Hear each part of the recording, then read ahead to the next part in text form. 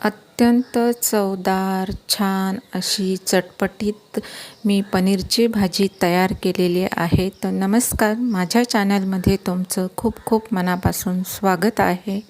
इथे मी 250 ग्रॅम पनीर घेतलेलं आहे आणि शाही पनीर मसाला, एक टोमॅटो कापून घेतलेला आहे, 7-8 लसणाच्या पाकळ्या, कोथिंबीर, एक कांदा आणि पनीर.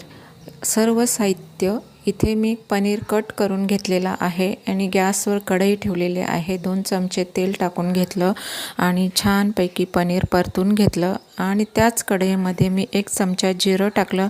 जिरं छानपैकी तडतडू दिलं आणि त्यानंतर मी 7-8 लसणाच्या पाकळ्या टाकून घेतल्या. लसणाच्या पाकळ्या छान मऊ झाल्या की त्यानंतर लगेचच मी कांदा टाकून घेते. इथे कांदासुद्धा आपण टाकून घेणार आहोत आणि छान असं परतून घ्यायचं आहे.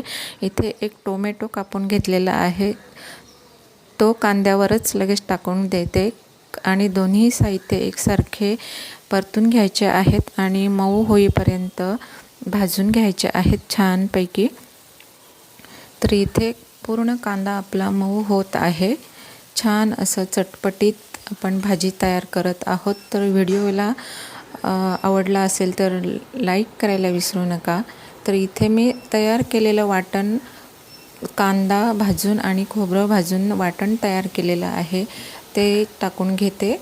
कांदा मऊ झाल्यानंतर मी वाटण टाकून घेतलं आणि वाटणसुद्धा छानपैकी परतून घ्यायचं आहे, छान भाजून घ्यायचं आहे. सर्व वाटण मी भाजून घेते आणि त्यानंतर लगेच मी मसाले ॲड करून घेते. इथे मी 1 चमचा मीठसुद्धा टाकून घेते, कारण मिठाने छानपैकी कांदा आणि टोमॅटो मऊ होतो. इथे 1 चमचा मी मसाला टाकून घेतला, अर्धा चमचा हळद टाकून घेतली, धणे पावडर अर्धा चमचा, जिरं पावडर अर्धा चमचा आणि शाही पनीर मसाला मी 1 चमचा भरेल एवढं टाकून घेतलं आणि सर्व मसाले छानपैकी भाजून घ्यायचे आहेत. इथे मीठसुद्धा टाकून घेते आणि सर्व मसाले एकसारखे परतून घ्यायचे आहेत. आपला कांदा छानपैकी भाजत आहे, सर्व मसाले भाजत आहेत, तोपर्यंत व्हिडिओला लाईक करा, व्हिडिओ स्किप न करता पूर्ण पहा. तर इथे आपला कांदा संपूर्ण भाजून झालेला आहे आणि इथे 1 कप मी पाणी टाकून घेतलं आणि सर्व मसाले, कांदा भाजून चांगल्यापैकी शिजून देणार आहे.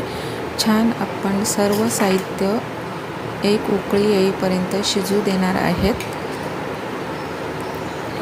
इथे छान आपले सर्व मसाले छानपैकी तेल सुटेपर्यंत शिजून घ्यायचे आहेत.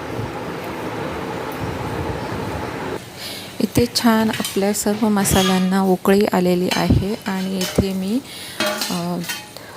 तळलेलं पनीर ॲड करून घेते.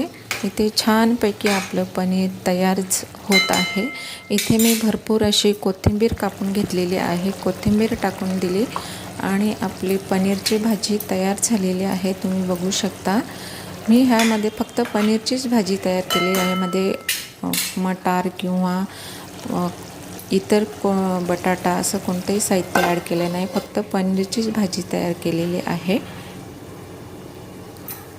इथे 5 मिनिट मी झाकण ठेवून दिलं आणि तुम्ही बघू शकता आपली पनीरची भाजी छान अशी तयार झालेली आहे, सुक्की भाजी. तर इथे मी बाउलमध्ये काढून घेते. तुम्ही बघू शकता छान आपली साधी सोपी आपली चटपटीत अगदी 2 मिनिटात तयार होणारी भाजी तयार झालेली आहे. इथे तुम्ही ही भाजी भाकरीसोबत, चपातीसोबत किंवा भातासोबतसुद्धा खाऊ शकता. तर व्हिडिओला सबस्क्राईब करा, कमेंट करायला विसरू नका. तोपर्यंत बाय बाय.